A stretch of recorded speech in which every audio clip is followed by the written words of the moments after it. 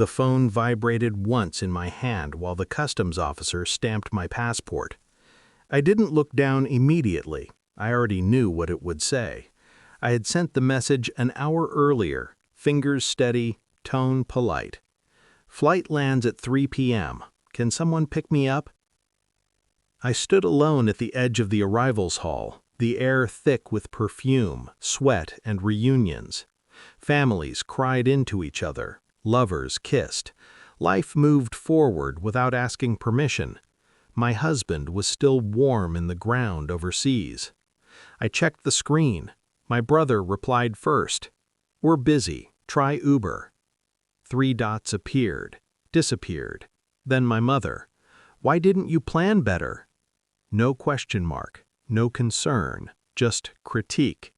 I felt something inside me go quiet, not break, not ache, mute. I typed back, "No worries." I slid the phone into my coat pocket and smiled at no one. They didn't know yet. They thought this was just another inconvenience, another moment they could dismiss me with a sentence and move on. They didn't know that by the time the sun went down, my name would be on every local channel.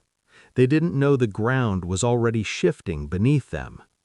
The betrayal didn't start with my husband's death. It started long before, in small dismissals that taught me my place.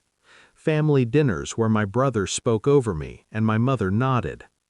Holidays where my husband stayed home, always working, and my family joked that I married ambition instead of a man. I used to defend him. I used to defend all of them. When the call came from overseas, an accident, they said, I felt grief arrive late, like a delayed flight. I cried because that's what widows do, but beneath the tears was something colder. Relief doesn't always mean innocence. While arranging his burial, I found the phone he never let out of his sight. No lock, no photos of me, only messages, names I didn't recognize, times that didn't match his business trips. One number stood out, saved as a logistics contact. The messages were intimate, familiar, careless. "Miss you. She doesn't suspect anything. Tell your sister thanks for covering." Sister. My sister had been dead for 5 years, but my brother hadn't. I closed the phone gently, like it might shatter if I moved too fast. Denial tried to speak. I didn't let it. I didn't confront anyone. I booked a return flight instead.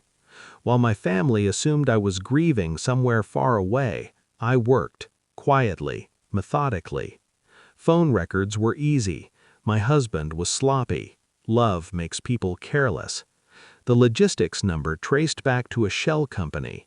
The shell company traced back to a joint account. My brother's name was on it. So was my mother's. I requested documents, bank transfers, emails. Patterns emerged. My husband wasn't cheating on me. He was laundering money through my family. And when things went wrong overseas, when the deal collapsed, when the wrong people wanted answers, he became a liability, an accident, they said. I practiced my face in mirrors, soft, tired, unaware. I let my family send their empty condolences, their rehearsed sympathy. I responded with thanks. I landed at 3 p.m. No one came. At 7 p.m., the news broke. Local business owner found dead in apparent hit-and-run. Authorities investigating international financial ties. My phone exploded. Missed calls, messages, panic leaking through punctuation. I didn't answer. Instead, I sent one email to a journalist whose name appeared in my husband's phone more than once.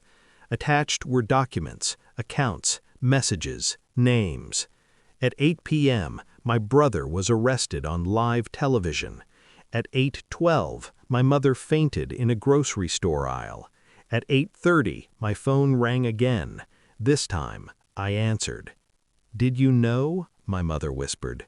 "Yes." Silence. They met me the next morning, both of them smaller somehow, folded inward. My brother's hands shook. My mother wouldn't meet my eyes.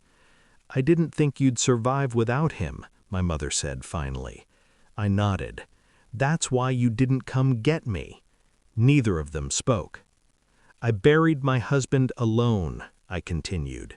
"I landed alone. And somehow I'm the one who planned perfectly." My brother sobbed, loud, messy. I stayed still. "I already sent everything," I said. "There's nothing left for you to explain." I stood. "I texted for a ride," I added. "You gave me clarity." I walked out before they could say my name. I don't attend the trials. I don't answer letters. I changed my number, my address, my life. Sometimes I replay the moment in the arrivals hall, the messages, the casual cruelty, and I feel grateful. That text showed me who they were before the world did. I didn't lose a family. I escaped one. And when I see the news replay that night, their faces frozen in shock, I finally understand something simple and permanent. I wasn't abandoned. I was released.